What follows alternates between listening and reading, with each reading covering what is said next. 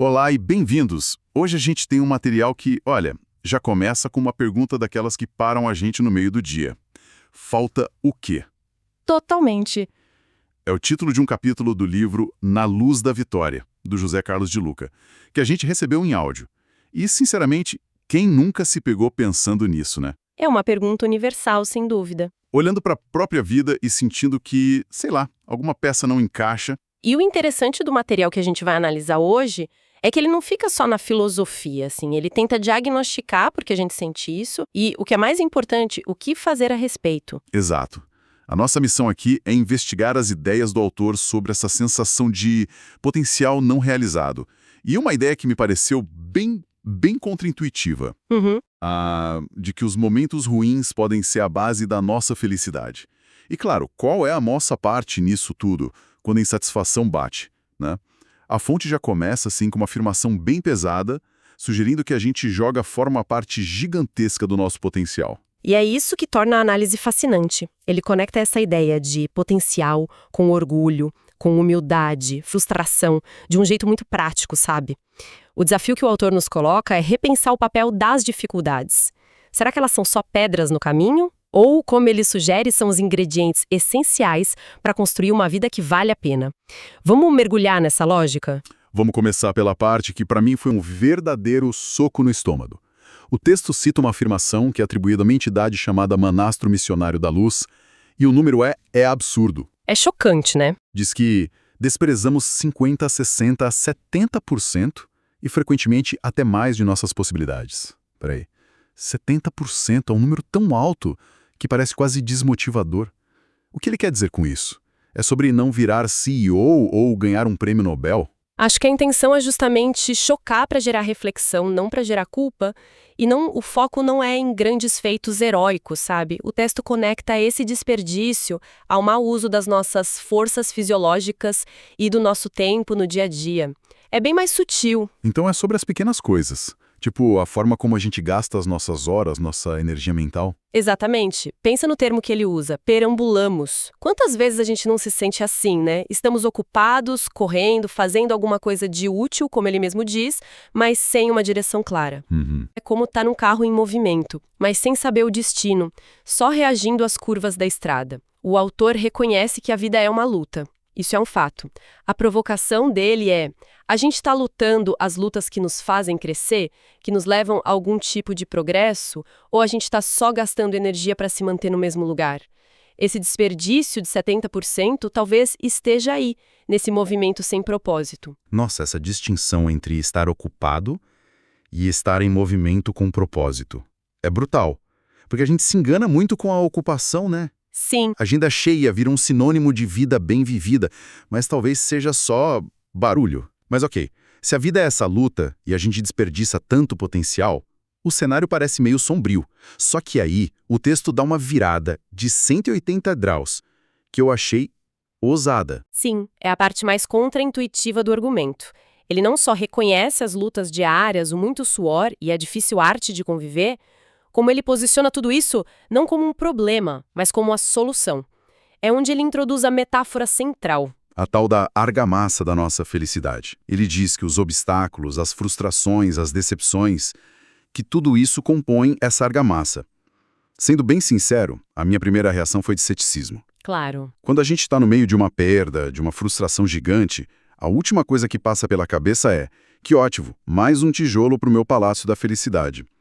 A dor é muito imediata, muito real. Como é que o autor sugere que a gente faça essa ponte entre o sofrimento do agora e essa suposta sabedoria do depois? Essa é a questão-chave. A ponte que ele constrói é baseada na ideia de valorização pelo contraste. É um princípio psicológico simples, mas que a gente esquece.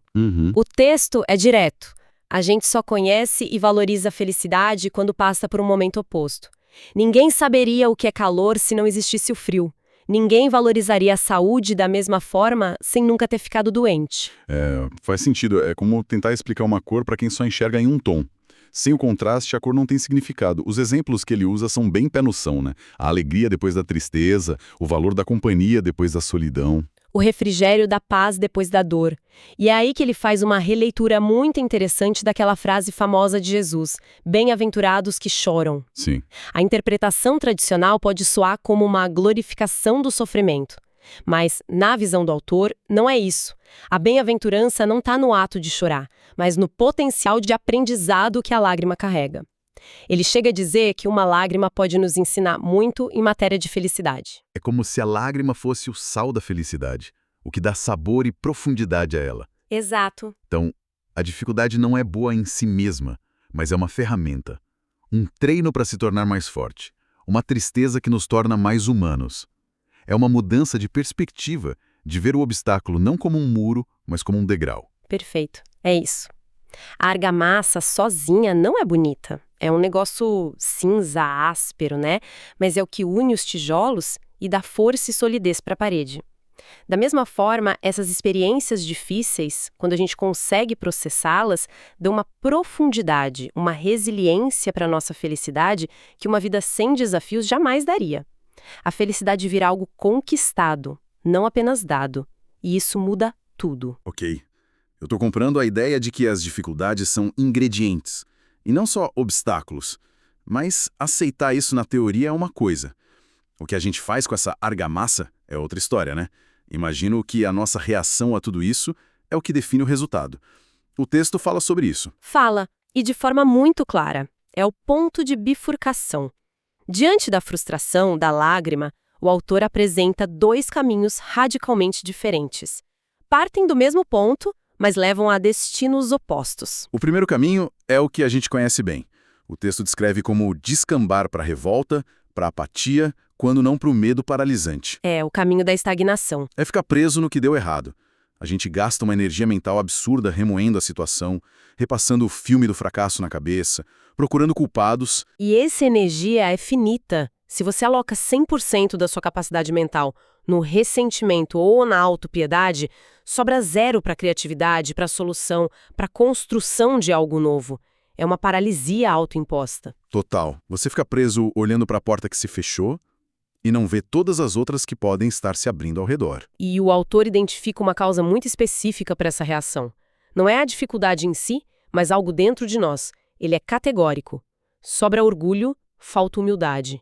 Essa ideia de que o orgulho é a raiz da nossa incapacidade de lidar com a frustração é muito poderosa. Sim, mas é crucial entender o que ele quer dizer com orgulho aqui. Não é sobre ter autoestima ou se valorizar. O orgulho nesse contexto é sinônimo de rigidez. É aquela crença teimosa de que a vida deveria ser do jeito que a gente planejou. Ah, sim. É o não é justo. O isso não podia ter acontecido comigo. É, no fundo, uma briga com a realidade. Uma briga que a gente está destinado a perder sempre, imagina. Sempre. A realidade não negocia. E, em contraste com essa rigidez, ele coloca a humildade como a chave para a superação.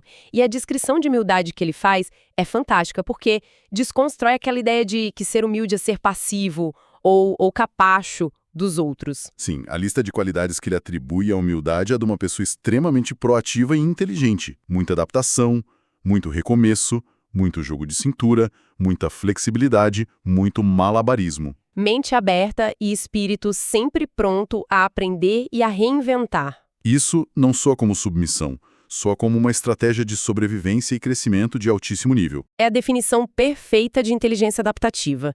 A humildade aqui é reconhecer que a gente não tem o controle de tudo.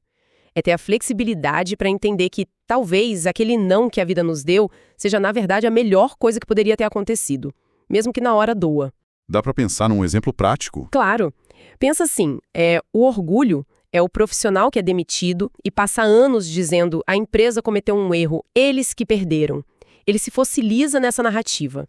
A humildade, nesse mesmo cenário, é a pessoa que depois de sentir a dor e a raiva iniciais, consegue se perguntar, ok, o que eu posso aprender com isso?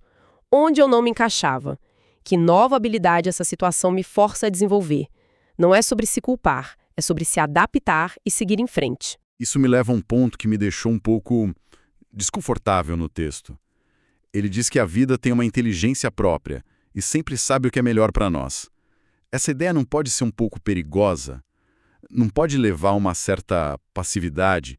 Tipo, não vou lutar por aquele emprego, porque se não deu certo é porque a vida não quis. Onde fica a nossa agência, a nossa responsabilidade de fazer acontecer? É uma excelente provocação. E eu acho que a chave para não cair nessa armadilha da passividade está na última parte do texto. Ele não prega resignação, pelo contrário. Ah, bom? A ideia de que a vida tem uma inteligência própria não é um convite para sentar e esperar. É um convite para parar de lutar contra a maré e aprender a surfar as ondas. É aí que entra a metáfora final dele. O espinho da insatisfação. Uma imagem bem forte. Um espinho é algo que incomoda, que inflama, não te deixa em paz. Exato. E a mensagem do autor é de ação direta.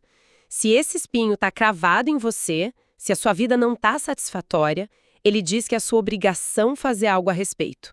A responsabilidade é 100% sua de remover o espinho. Ele não diz, espere que a vida remova para você. De jeito nenhum. E ele dá duas opções bem claras, né? A primeira é basicamente a persistência inteligente. Tentar de novo, mas de um jeito diferente. Encontrar um jeito melhor de fazer as coisas que até agora não deram certo. Isso. Não é dar murro em ponta de faca, mas sim procurar uma outra ferramenta. Perfeito. E se isso não funcionar, vem a segunda opção, que exige ainda mais daquela humildade que a gente falou. Avaliar se já não é o momento de pensarmos em novas estradas. É a coragem de dizer, ok, esse caminho não deu, talvez não seja para mim, vou recalcular a rota. É a reinvenção. E o alerta que ele faz sobre o que acontece se a gente não faz nenhuma coisa nem outra é aterrorizante. O risco de se tornar um colecionador de queixas. Aquela pessoa que terceiriza a culpa de tudo, que vive reclamando que a vida deveria ter sido mais generosa. É uma descrição muito vívida do inferno pessoal que é a inércia. A imagem que ele usa para fechar é a de passar a vida na imobilidade de uma cadeira de balanço de atitude. Você se move para frente, para trás, mas não sai do lugar. Só fica ali desejando ter vivido uma vida diferente, mas paralisado pelo medo ou pelo orgulho de nunca ter tentado remover o espinho de verdade. É um chamado à ação muito poderoso. A insatisfação, então, não é o fim da linha. Na visão dele, é o despertador. É o sinal de que algo precisa mudar. Ou você melhora a estratégia no caminho atual, ou tem a coragem de buscar um novo. A pior coisa a se fazer é apertar o botão da soneca e continuar convivendo com o incômodo. Exatamente. O espinho não é para ser tolerado, é para ser removido. E a responsabilidade dessa cirurgia é inteiramente nossa. Recapitulando o nosso percurso, então, a gente partiu daquele número chocante sobre nosso potencial desperdiçado, que serve como um alerta. Depois, entramos na ideia contra-intuitiva de ver as dificuldades não como destruidoras, mas como a argamassa que dá solidez à felicidade. Vimos que, diante dessas dificuldades, a nossa escolha se resume a dois caminhos: a rigidez do orgulho, que nos aprisiona na revolta, ou a flexibilidade da humildade, que nos dá as ferramentas para recomeçar. Certo. E tudo isso culmina na responsabilidade de agir diante da insatisfação, de remover o nosso próprio espinho para não viver uma vida de queixas. Uma síntese perfeita. E ela nos deixa com uma provocação final, que volta justamente àquela frase que te deixou desconfortável. A de que a vida tem uma inteligência própria. Essa mesma. O texto afirma que a vida sempre sabe o que é melhor para nós. Vamos pegar essa ideia e levá-la a sério por um instante, como um exercício de pensamento? Se a gente aceita essa premissa, mesmo que só por um momento, como isso muda a forma como a gente interpreta os nãos que recebe? Como muda o nosso olhar sobre as portas que se fecham na nossa cara? É uma boa pergunta. Será que uma frustração, um plano que deu errado, é sempre um fracasso? Ou será que, em alguns casos, poderia ser um redirecionamento inteligente que a gente, com a nossa visão limitada do presente, simplesmente ainda não tem a capacidade de compreender?